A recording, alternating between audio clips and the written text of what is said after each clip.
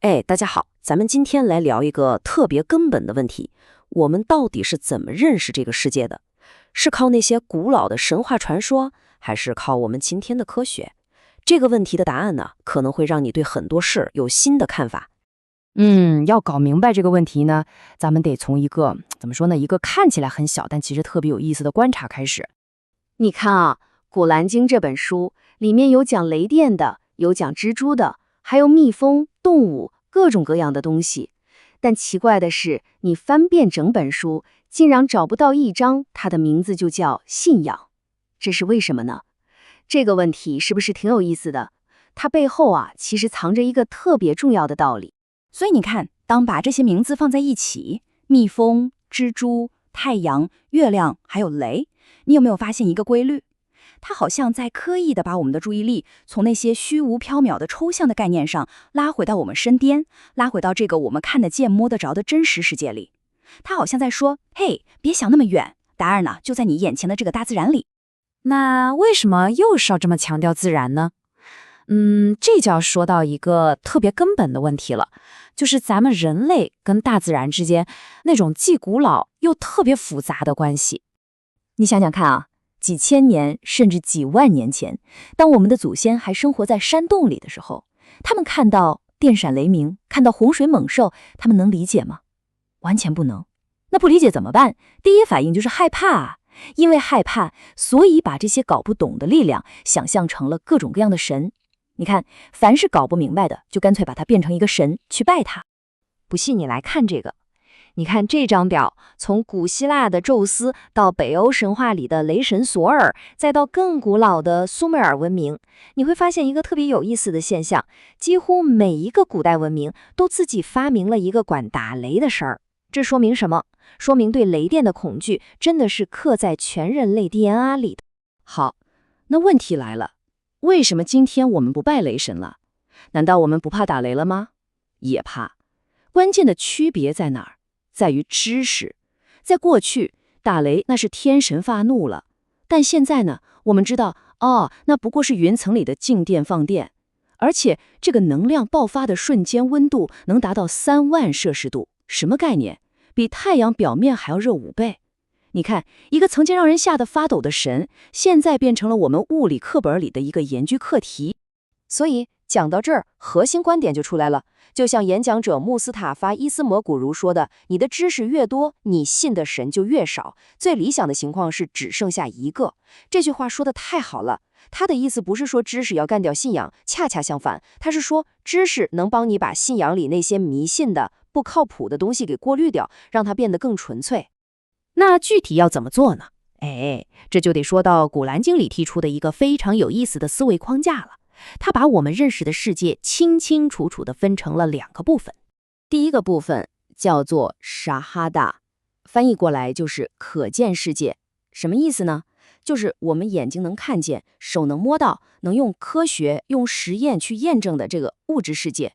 对于这个世界，《古兰经》的态度特别干脆，去研究它，去搞懂它，千万别对它搞盲目崇拜。好，那第2个部分呢，叫做 Gaib， 也就是不可见世界。这个世界就反过来了，它是我们的感官、我们的科学仪器都探测不到的领域。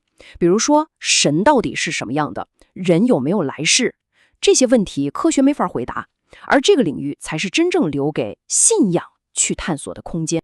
所以你看，逻辑就很清楚了。那历史上出的最大的问题是什么呢？就是把这2个世界给搞混了。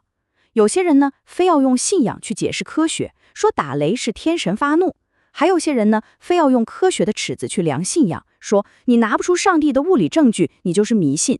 这2种搞法，一旦把这2个领域弄混，就会产生巨大的矛盾，甚至会让整个社会倒退。光说可能有点抽象，咱们来看几个真实的历史例子，你就知道这种混淆的后果有多严重了。就拿印刷机来说吧，咱们都知道15世纪古腾堡发明印刷机之后，整个欧洲的知识传播速度那简直是坐上了火箭。但是你再看当时的奥斯曼帝国，一直拖到1727年才批准了第1台印刷机，整整晚了快300年。最讽刺的是什么？当时带头反对引进印刷机的，居然就是那帮学者，就是那帮最应该拥抱知识的人。但这还不算最夸张的，还有一个更让人心痛的例子，在16世纪70年代的时候，伊斯坦布尔建了一座天文台，那可是当时全世界最顶尖的天文台之一呀。你猜它存在了多久？就1年。为什么要毁掉它？理由简直让人笑掉大牙。当时社会上流传一个谣言，说这帮天文学家天天拿个望远镜看星星，是在偷看天上天使的裙子。你敢信吗？就因为这么一个荒唐到极点的，完全是迷信和无知的谣言，一个顶尖的科研机构最后被自己人用大炮给轰晴了。所以你看，经历了这么多因为无知和迷信造成的混乱之后，我们真的得好好想一下，到底什么东西是靠不住的，会消失的，而又有什么东西是真正有价值，能够留存下来的呢？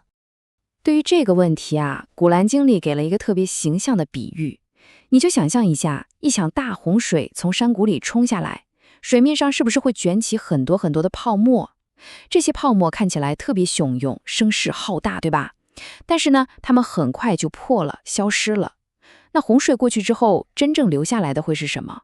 是那些真正对人有用的东西，比如被洪水带来的肥沃的泥土，还有干净的水源。